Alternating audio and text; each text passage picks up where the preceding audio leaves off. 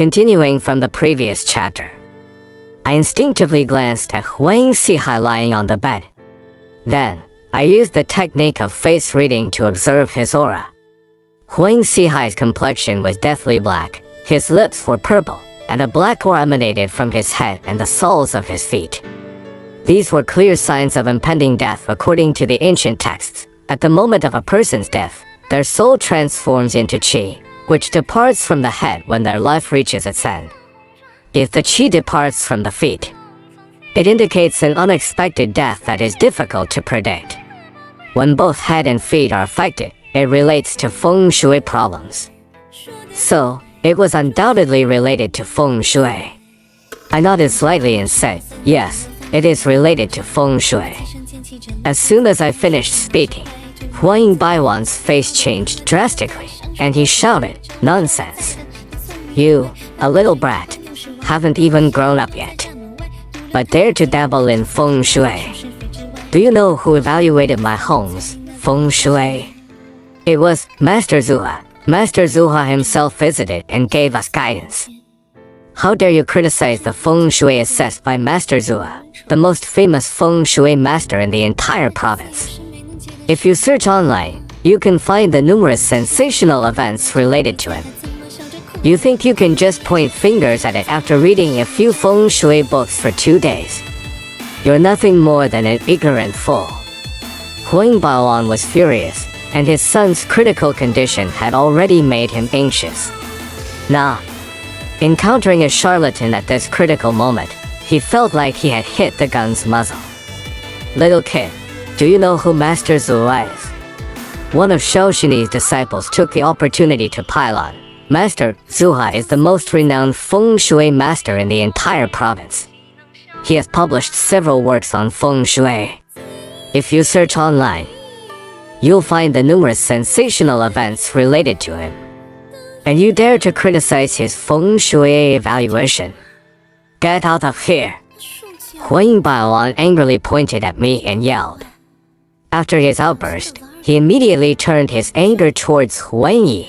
Huang Yi, how could you believe in anything people say and bring anyone into our home? You're already a university student. Don't you have the ability to judge people? Seeing Huang Baiwan's anger, Zhao Shini quickly tried to placate the situation. Huang Lao, it's not Huang Xiaojia's fault. Nowadays, scammers have sophisticated methods. Huang Yi hasn't experienced much in the world, and seeing her father's serious illness, she was anxious. These scammers seized the opportunity to worm their way in. It's important to see through them, but there's no need to lose our temper. I felt a bit wronged. I had barely said a couple of words before being scolded like this. If it were someone else, I would have walked away a long time ago, but my grandpa's letter made it clear that no matter how difficult it was, I had to carry on until I solved Huang's family problem. Only then could I find a way to make a living using my best skills. I didn't want to sell furniture anymore, so I couldn't leave. Since I couldn't leave, I had to go straight to the point. Mr. Huang, if I'm not mistaken, your family has lost at least 3 young people, right? Besides young people, any daughter-in-law or granddaughter-in-law who got pregnant and carried a boy all died before giving birth. Isn't that true? As soon as I finished speaking, I saw Huang Baiwan's expression change from wanting to eat me alive to shock and amazement. His gaze involuntarily fell on me again, as if confirming that I was right. Zhou Shini's disciple wanted to say something, but Huang Baiwan interrupted him with a roar, "Shut up!" The disciple was so frightened that he swallowed back the words he was about to say. Zhou Shini, I'm really sorry. Let's end the treatment here today. Huang Baoan turned to Zhou Shini and said. Zhou Shini was stunned. He had just raised his hand to begin treatment, and now they were calling it off. But he was a discerning person. He seemed to understand something, so he didn't say anything more and simply said, "All right, Huang Lao." After Zhou Shini left, Huang Baiwan's entire demeanor changed. He came tremblingly in front of me, excitedly saying, "Master, Master, I was blind and didn't recognize Mount Tai. I'm sorry, I'm sorry. Seeing Wang Baiwan's behavior and actions, I couldn't help but feel relieved. I had been acting powerful just now, and now he admitted his mistake. Feeling relieved, but still maintaining composure and calmness on the surface, I asked, "Do you believe me now, Mr. Wang?" Wang Baoan nodded repeatedly. "Yes, I believe. Perhaps you only need to inquire to know about my son's situation. But as for my daughter-in-law and granddaughter-in-law getting pregnant, nobody except our family knows about it. You must be a master. My eldest son's daughter-in-law, that is, my granddaughter-in-law, has had 2 boys in 5 years, but both died in her womb. My second son's daughter-in-law gave birth to a boy, but he died right after birth. And my third son's daughter-in-law, it's the same. Every baby boy has died, not a single one survived.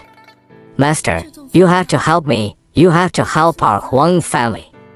I've lost 2 sons and 1 grandson. Now, my 4th son is also lying down. I beg you, please help us, please, Master."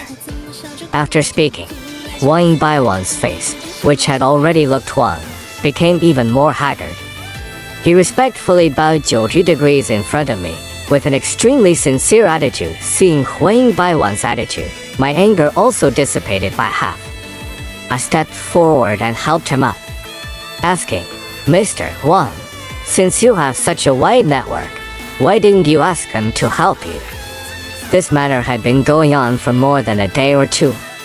It had been at least 5 years, and I was curious why it hadn't been solved yet. Wang Baoan sighed and said, "I asked. Why wouldn't I have asked? I've asked many of them, but they all said there was no problem.